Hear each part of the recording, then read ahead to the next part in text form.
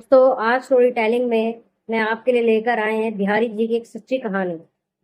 दोस्तों, आज मेरी इस कहानी में आप देखेंगे बिहारी जी का चमत्कार कि कैसे उन्होंने अपने एक भक्त का मान रखने के लिए अपने बाल किए सफेद। एक बार की बात है, एक राजा ने बिहारी जी का मंदिर बनवाया और बिहारी जी की सेवा करने के लिए एक पुजारी जी को रखा।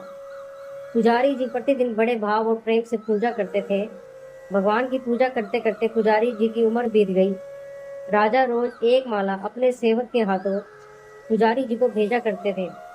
पुजारी जी वह माला सेवक से लेकर बिहारी जी को पहना देते थे और जब राजा बिहारी जी के दर्शन करने आते थे तो पुजारी जी वही बिहारी जी की माला उतार कर राजा को पहना देते थे। यह रोज का नियम था।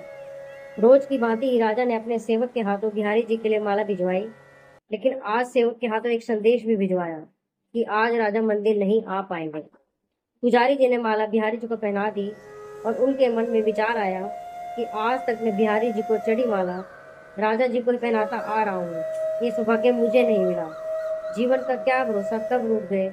आज मेरे प्रभु ने मेरे पे कृपा की है। आज तो राजा आएंगे नहीं, क्यों ना ये माला आज मैं ही पहन लूं। यह सोचकर पुजारी जी ने बिहारी जी के गले से माला निकालकर स्वयं धारण कर ली। जैसे ही पंडित जी ने माला पहनी वैसे ही सेवक आके बोला कि राजा जी की सवारी मंदिर तक पहुंचने वाली है।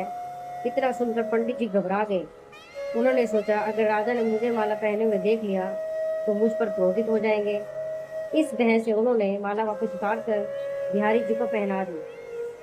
जैसे ही राजा दर्शन के लिए मंदिर में प्रवेश करते हैं, पंडित जी के नियम के अनुसार बिहारी जी के गले से माला उतार कर राजा को पहना देते हैं। जब पुजारी जी राजा को माला पहना रहे थे, तभी राजा ने माला पर गिरा हुआ सफेद बाल देख लिया। राजा को संदेह हुआ कि कहीं पुजारी जी ने मेरे आने से पहले स्वयं ही यह माला तो नहीं पहन ली। यह सोचकर राजा को बहुत गुस्सा आया। राजा ने पुजारी जी से पूछा कि यह सफेद बाल किसका है। पंडित जी को लगा अगर मैंने सच बोला तो राजा मुझे दंड दे देंगे, इसलिए उन्होंने भय से बोल दिया कि महाराज, यह सफेद बाल तो बिहारी जी का है। अब तो राजा गुस्से से आग बबूला हो गया कि ये पुजारी तो झूठ बोल रहा है। भला बिहारी जी के कहाँ से बाल सफेद होते हैं। राजा ने कहा, पंडित, कल सुबह मैं श्रृंगार के वक्त आऊंगा और देखूंगा कि बिहारी जी के बाल सफेद हैं या फिर काले। अगर बिहारी जी के बाल काले निकले तो तुम्हें फांसी की सजा दी जाएगी। राजा हुक्म सुनाकर चला गया। अब पुजारी बिहारी जी के समक्ष रोकर विनती करने लगा, प्रभु, मैं जानता हूँ कि मैंने आपके सामने झूठ बोलने का अपराध किया है और अपने गले में डाली माला आपके गले में पुण्य डाल दी। आपकी सेवा करते करते मैं वृद्ध हो गया। बस यह लालसा रह गई कि आपकी माला उतार कर कभी मैं भी पहन सकूं। बस इसी लोभ की वजह से मुझसे यह अपराध हुआ। मेरे ठाकुर जी, पहली बार मुझे ये लालच आया और ये विपत्ति आन पड़ी। मेरे नाथ, अब नहीं होगा ऐसा अपराध। अब आप ही मुझे बचा सकते हो, नहीं तो कल सुबह मुझे फांसी पर चढ़ा दिया जाएगा।